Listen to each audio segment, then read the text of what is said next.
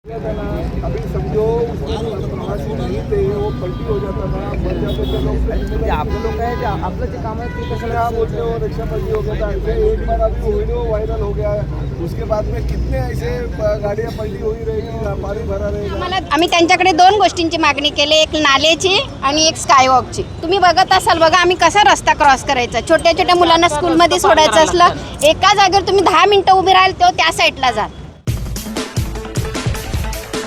नमस्कार, मैं प्रियंका बनिया और आप देख रहे हैं प्रथम न्याय। दोस्तों, आप सभी को पता होगा फिलहाल मानसून का महीना चल रहा है और इस महीने में जो है भारी बारिश के कारण कई बार नाले ओवरफ्लो हो जाते हैं और लोगों के घरों में भी जो है पानी घुस जाता है। इसी के चलते आज मीरा भाईंदर में परिवहन मंत्री प्रताप सरनाईक द्वारा मीरा भाईंदर के जितने भी नाले हैं उनकी देखरेख करने में आई और उनके साथ साथ मीरा भाईंदर के आयुक्त राधा विनोद शर्मा इनकी भी जो है मौजूदगी थी। दोस्तों, मैं आपको बता दूं, आज प्रताप सरनाईक के मार्गदर्शन के अंतर्गत मीरा भाईंदर में जो सफाई कर्मचारी है उन्हें जो है मार्गदर्शन दिया गया और साथ ही साथ मीरा भाईंदर के वेस्टर्न होटल के सामने जो डाचकुल पाड़ा है वहां सबसे बड़ा नाला है और उस नाले से जो है पानी ओवरफ्लो होकर लोगों के घरों में जाता है और डाचकुल पाड़ा के जितने भी रहवासी है वो हर बारिश में जो है उस नाले से परेशान होते हैं। इसी के चलते प्रताप सरनाईक ने डाचकुल पाड़ा का जो नाला है उसकी जो है देखरेख की और साथ ही साथ उन्होंने भी ऐसा भी कहा कि मीरा रोड के वेस्ट में जो डीबी रियल एस्टेट की तरफ से एक प्रोजेक्ट चलाया जा रहा है, उस प्रोजेक्ट में 4 से 5 फुट इतनी मट्टी भरनी की गई है और इसी के चलते जो है फिलहाल बारिश का मौसम चल रहा है। बारिश होने के बाद जो है वहां पर पानी भरने की संभावना है और प्रताप सरनाईक ने मीरा भाईंदर महानगर पालिका और मीरा भाईंदर के जो आयुक्त है उनको जो है ऐसे आदेश दिए हैं कि ये जो डीबी रियल एस्टेट है ये कहीं ना कहीं इलीगल तरीके से चलता आ रहा है, ये जो प्रोजेक्ट है वो कहीं ना कहीं इलीगल है, तो इसके ऊपर जो है तुरंत कार्रवाई की जाए और ये जो प्रोजेक्ट चलने वाला है उसको जो है तुरंत ही बंद कर दिया जाए, ऐसे जो है उन्होंने आदेश दिए हैं। आइए देखते हैं परिवहन मंत्री प्रताप सरनाईक ने मीडिया से क्या कहा। राधा विनोद शर्मा जी और मैं सुबह से हम मीरा भाईंदर शहर में जितने भी नाले हैं वो नाले देखते आ रहे थे। हमने नवघर में, हटकेश में, अलग अलग शहर के भागों में जाके नाले की जो परिस्थिति है वो देखी है। बहुत सारे नाले क्लीन हो गए, बहुत सारे नाले अभी तक थोड़ी उनको और क्लीनिंग, डीप क्लीनिंग करनी चाहिए, ऐसे इंस्ट्रक्शन कमिश्नर साहब ने दिए हैं। हम यहाँ पे आने के बाद कुछ यहाँ के स्थानीय महिलाओं ने हमें कहा कि ये जो नाला है उसको पैरेलल एक समांतर नाला होना चाहिए ताकि हमारे घर में जो हर साल बारिश का पानी आता है उसकी वजह से हमें तकलीफ हो जाती है। तो वो भी इंस्ट्रक्शन कमिश्नर साहब ने दे दिए कि वो तुरंत जो निविदा प्रक्रिया होगी वो हिसाब से ठेकेदार को वर्क ऑर्डर देके उसका भी काम चालू किया जाए। तो इसकी वजह से तकलीफ दूर हो जाएगी। नेशनल हाईवे अथॉरिटी के लोग हैं उनको भी हमने इंस्ट्रक्शन दिया क्योंकि बीच में एक रिक्शा वहाँ पे पलटी हो गई थी, कुछ गाड़ियों में पानी आया था बारिश के दरमियान 19-20 तारीख मई को। तो ऐसी परिस्थिति निर्माण नहीं होनी चाहिए। मगर शहर में जो पानी अभी भर रहा है, हमने थोड़ा मालूमात करने के बाद पता चला कि डीबी रियलिटी की जो खुद की कहने वाली 400-500 एकड़ ज़मीन है जो राज्य शासन की है, मीठागढ़ की है, केंद्र शासन का उसके ऊपर दावा है।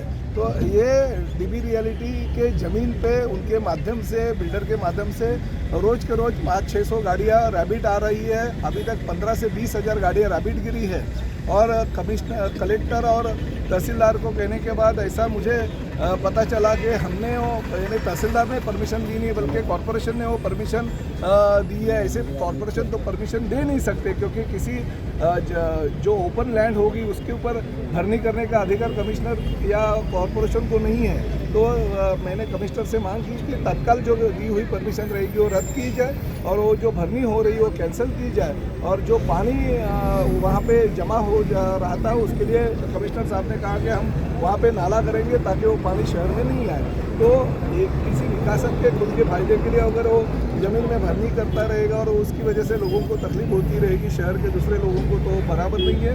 ये बेकार कानून के खिलाफ है।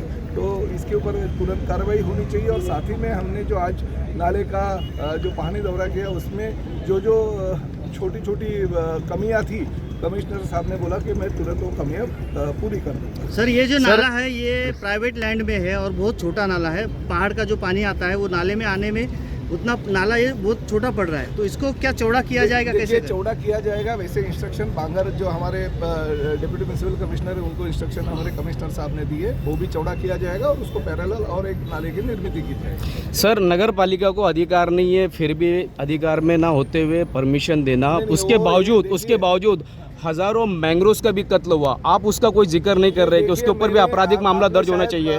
देखा, बोला, यानी सुना नहीं रहेगा। मैंने पहले ही कहा कि मीठा करके जमीन पे वो कानूनी भराव करना भी गलत है, साथ ही में मैंग्रोव्स या खारफूटी जो हमारी है उसका ऊपर भी पर्यावरण का ह्रास करना गलत है और डीबी रियलिटी के जमीन पे हो रही है, वो काम तुरंत रुकाया जाए, ऐसे मैंने मांग की है। हर साल वहाँ पे पानी जमा हो जाता है, वो पानी अभी भरने की वजह से शहर में आना चालू हो जाएगा, तो वो जो परमिशन दी है कॉर्पोरेशन ने, अगर दी रहेगी, मुझे तो पता नहीं क्या दी है, ऐसे कॉर्पोरेशन परमिशन दे नहीं सकते, अगर दी रहेगी तो परमिशन तुरंत कैंसिल करके, क्योंकि हमारे राधा विनोद शर्मा जी के कार्यकाल में वो परमिशन नहीं दी है, पहले के कार्यकाल में दी है, तो जो परमिशन दी है वो तुरंत कैंसिल करके जो ज़मीन पे जो भरनी हो रही है वो बंद करने की मैंने राधा विनोद शर्मा जी जो कमिश्नर हमारे हैं उनको कहा है, तो उसके ऊपर कार्रवाई तुरंत होगी। सर, कमिश्नर भी मौजूद है। सदियों से नाले पे करोड़ों रुपए खर्च होता है, लेकिन पहली बारिश में पोल खुल जाती है नगर पालिका के काम की, घुटने इतना पानी जमा हो जाता है। हमारे